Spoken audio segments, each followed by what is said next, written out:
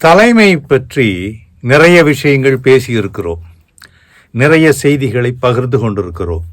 அதில் முக்கியமான ஒரு புத்தகத்தை நான் சமீபத்தில் காண நேர்ந்தது.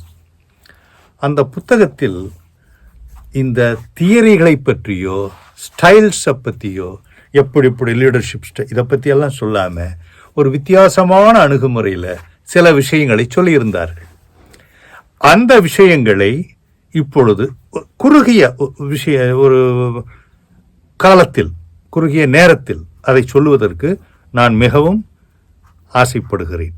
ஏனென்றால் தியரிகளை சொன்னால் புரிந்து கொள்வதற்கு நேரமாகும். பிராக்டிக்கலாக இவங்க இப்படியெல்லாம் இருந்தாங்க, அதனால் இப்படி இருக்கு அப்படின்னு சொன்னோம்னா அது அவங்களுக்கு சரி, எங்களுக்கு எப்படி என்ற கேள்வி வரும். இவைகளை எல்லாம் தவிர்ப்பதற்காக இந்த குவாலிட்டிஸ் எப்படியெல்லாம் பண்ணி இருக்குது, என்னென்ன சொல்லியிருக்காங்கங்கிறத சுருக்கமாக பார்க்கலாம். சரி, love thy coworkers is the first principle. இந்த கூட பணிபுரிபவர்களை விட்டுவிடுங்கள், தொந்தரவு செய்யாதீர்கள், அழைத்து செல்லுங்கள், முன்னேற்றத்திற்கு முனைப்பு காட்டி அவர்களையும் கூட கொண்டு செல்லுங்கள். அப்படி கொண்டு செல்லுபவர் தான் ஒரு தலை சிறந்த தலைவர் என்று ஒரு முதல் கருதுகோள். இந்த லீடர்ஷிப்புக்கு, தலைமைக்கு என்னென்ன குவாலிட்டிஸ், அப்படியும் பெருசாக குவாலிட்டிஸ் எல்லாம் வேண்டாம், உணர்வு பூர்வமாக இருக்க வேண்டும். குவாலிட்டிஸ்ன்னு சொன்னால் இப்படி இருந்தார், அப்படி செய்தார், இந்த ட்ரெஸ், அதெல்லாம் வேண்டாம். அவர் என்ன சொன்னார், உங்களை எப்படி வழி நடத்தினார், அதுதான் முக்கியம். Dreams and long term planning, இவைகள் தான் ரொம்ப முக்கியம். நாளைக்கு என்ன கிடைக்குதுங்கிறத பார்க்காதீங்க.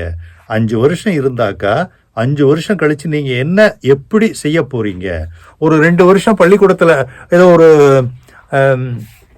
காலேஜில் படிக்கும்போது 2 வருஷமோ 5 வருஷமோ ஒரு ஆசிரியர் எப்படி உங்களை வழிநடத்தி செல்கிறார் என்பதுதான் முக்கியமே தவிர, ஐயோ 2 வருஷம் அவங்க கூட தாங்கிறது கூட போதும் என்று சொல்லுபவர்களும் இருப்பார்கள். அதே போல் சில நிறுவனங்களில் பணிபுரி, ஐயோ 5 இயர்ஸ் அவர்கிட்ட ஒர்க் பண்ண ஒன்றுமே தெரியல.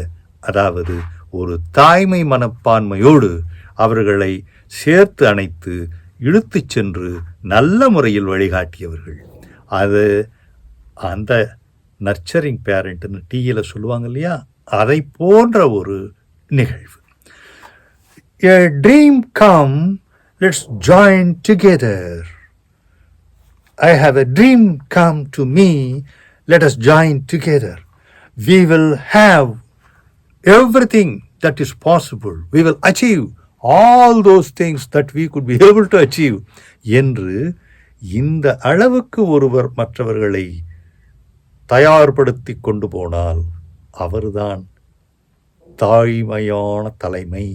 சரி, இப்போ இந்த சாக்ரிஃபைஸ் தி நம்பர்ஸ், இந்த எண்களை தூக்கி எறிந்துவிட்டு உணர்வுகளையும் எண்ணங்களையும் அதிகமாக கொண்டு வாருங்கள், பேசுங்கள்.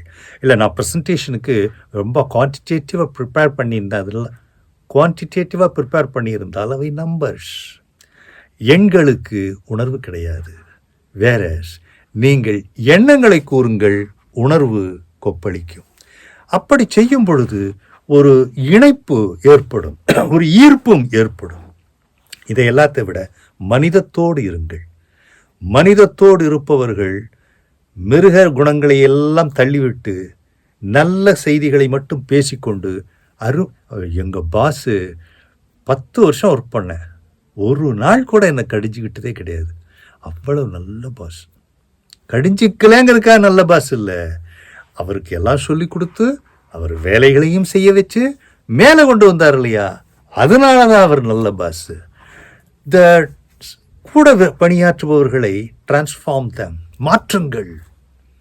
முன்னேற தெரியாத, முடிக்க தெரியாத தத்தளிப்பவர்களை, தண்ணீரில் தத்தளிப்பவர்களை தூக்கி இழுத்து படகில் போடுவதைப் போல உங்களுடன் பணியாற்றுபவர்களை இழுத்து தரையில் போட வேண்டாம், நல்ல இடத்தில் அமர வைத்து அவர்கள் மேலும் மேலும் சிறக்க உங்களுடைய பங்களிப்பை கொடுத்தால் நீங்கள் ஒரு தலை சிறந்த தலைவர்.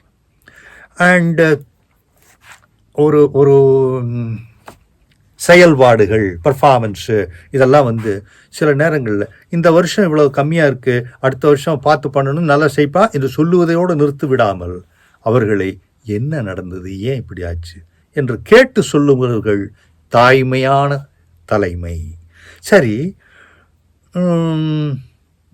எதனால் சிலர் வெற்றி அடைகிறார்கள், சிலர் தோல்வி அடைகிறார்கள், பெரும்பான்மையானவர்கள் தோல்வி எப்படி வேண்டுமானாலும் வைத்துக் கொள்ளலாம்.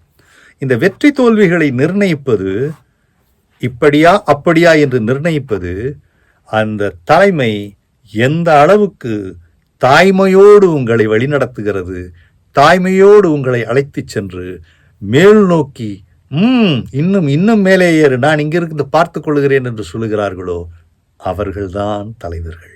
அந்த தலைவர்களிடம் பணிபுரிந்த நான், அந்த தலைவர்களிடம் பணிபுரிந்த பெருவாரியான நண்பர்கள் எல்லோரும் இன்னமும் அதைத்தான் பேசிக் கொண்டிருக்கிறோம். உங்களில் எத்தனை பேர் பேசுவீர்கள் என்று தெரியாது. ஏதோ ஒரு நாளில் நீங்கள் பேசும் பொழுது நாங்களும் அதை செவிமடுக்கிறோம். சரியா? நன்றி.